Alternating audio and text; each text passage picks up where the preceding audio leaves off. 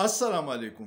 پاکستان یو ډیر عجیبه ملک دی او روزانه داسې واقعیات کیږي عجیبه عجیبه چې زاړه به پې وبخې چې لا ته سوچ کوې چې دې نه به هم ناشنا څه کار کیږي. پرون په پارلیمنت کې د تاریخ یو عجیبه واقعه وشوه چې په 9 منټه کې 6 قانونونه پاس شو او دومره اهم قانونونه چې د پاکستان د مستقبل تعین به کوي خو بغیر د څه بحث نه پاس شو. او زما یقین دی چې د حکومتي 99% خلکو ته او اپوزیشن ته پته نه وه چې په دې کې څه قانونونه دي ځکه چې بحث پې ونه شو. فوري پیش کړو په یو منټ نه کم وخت کې هغه پاس شو. دا قانونونه چې ونو یو خو د آرمی اکټ کې 1952 کې تبدیلی وه چې مخکې به د سرویسز چیف ټایم چې ونو 3 کاله و.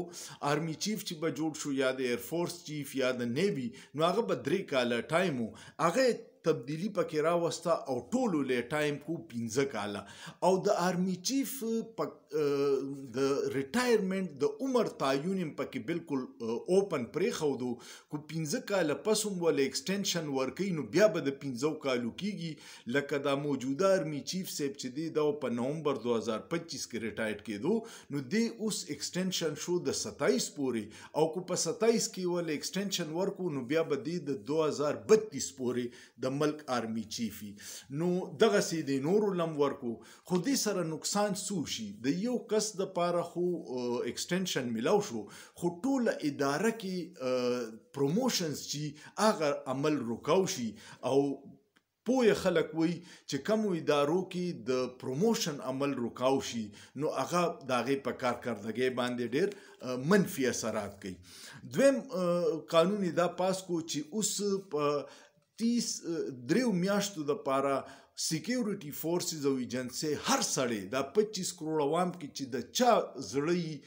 چاته زړی چې دی چوت کو ځکه چې دنه قومي سلامتۍ ته خطره ده نو 3 میاشتې به یو عدالت یو فورم هیڅ ځای کې د هغه دادرسي نه کیږي او 3 میاشتې پس د هغوی مرضي ده چې د راپریدي او که نه څه چارج د باندې لګوي. یو دغه دویم قانون دا پاس شو. بل دا پاس شو چې د اسلام آباد کې د سپریم کورټ ججز تعداد مخکې 17 و نو هغې اول دوی وی چې 25 کو به ځکه چې دوی مطمئن نه په 26وي ترمیم کې هم دوی عدلیه چې څومره غلامه جوړولې شوه د هغې باندې تسلي نه وه نو وی چې تعداد به سیوا کو او خپل کسان به پکې برتي کو چې بیا موږ ته سهولت وي په فیوچر کې. خو بیا د 25 باندې هم تسلي ونه شوه نو اوس د سپریم کورټ د ججانو تعداد 34 کو. هندوستان 1 ارب او 40 کروڑ آبادی ده او هلته کې 34 ججان دي. د امریکای آبادی دا 33 کروڑ خلکو او هلته کې 9 ججان دي د سپریم کورټ او پاکستان 25 کروڑ آبادی له 34 ججان کړه نو دا په بدنیتۍ ده داسې په نیک نیتۍ نه ده ځکه چې د سپریم کورټ دغه ججان چې کم اوس دوی برتي کی نو دا به را روان 15-20 سال په دې سیستم کې او دوی دا شریف خاندان همیشه داسې کوي چې دوی په هر اداره کې دومره نرسري لګوي چې دوی ته ریلیف ملاویږي نو دا ججان به ټول په ذاتي پسند ناپسند باندې راشي او 15-20 سال را روان د دوی نسلونو له به دلته نه ریلیف ملاویږي. بیا یې بل کار دا وکړو چې اسلام آباد های کورټ کې هغه 6 ججانو کم خط لیکلی و د هغوی اکثریت ختمولو دپاره مخ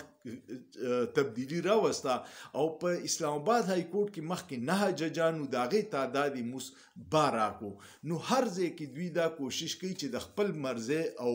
غلامان ججان وردن نه کي چې هغه صرف د دوی د مفاداتو تحفظ کوي او د آئین او قانون سره د هغوی څه کار نه. دا قانونونه ټول په منټونو کې وشو او بدقسمتي دا ده چې ټول پکې آن بورډ خواجه آصف نه تپوس وکړی شو صحافیانو چې آیا بلاول او ایمل ولی پکې آن بورډ دي نو هغه دا ووی چې او ایمل ولی او بلاول هم پکې آن بورډ دي. ایمل ولی خان بیا وروسته خو وی چې مونږ پکې نه یو مونږ نه دی تپوس کړی خو وزیر دفاع خواجه آصف اکلیپ وایرل دی چې بلاول او دوی پکې ټول انوالو.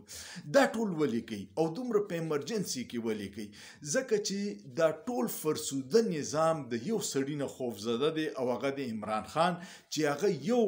ډیل ته نه تیاریږي او دوی ججان هم واغسته د 47 فام 47 جعلي اسمبلی دغه نقصانی چې بیا د عوامو د مفاد دپاره قانون سازي نه کوي، صرف د هغه شخصیاتو دپاره قانون سازي کوي کم چې دوی راوستي دي. کو چرې دا حقیقي نمایندگان وي نو هغوی به اول د عوامو د فایدې سوچ کو، نه به اول به د عوام د فایدې سوچ کو او هغې له به قانون سازي کوله. دا څومره قانون سازي شوي دی کې د عوام د فایدې هیڅ هم نشته، دا صرف د فرسوده نظام مضبوطول او غیر جمهوري قوتونو له اختیار ورکول دی چې کم کې به عوام نور غلامان جوړ شي. نو مسله څه ده؟ مسله دا ده چې د حقیقي نمایندګانو لاره روکول او دغه جعلي فرسوده نظام برقرار ساتل، دا د دې قانون سازۍ مین مقصد و چې په کم کې دوی کامیاب شو. خو هر فرعون دا ګڼي چې زما اقتدار به تر قیامته پورې، خو هر فرعون له یو موسی راځي. الله دې په پاکستان او په پاکستانیانو باندې خپل رحم وکړي. ویډیو کو مو خوښه شوه کمنټ وکړئ، لایک یې کړئ، شیر یې کړئ او سوچ پې وکړئ، په سوچ کې څه ګناه نشته.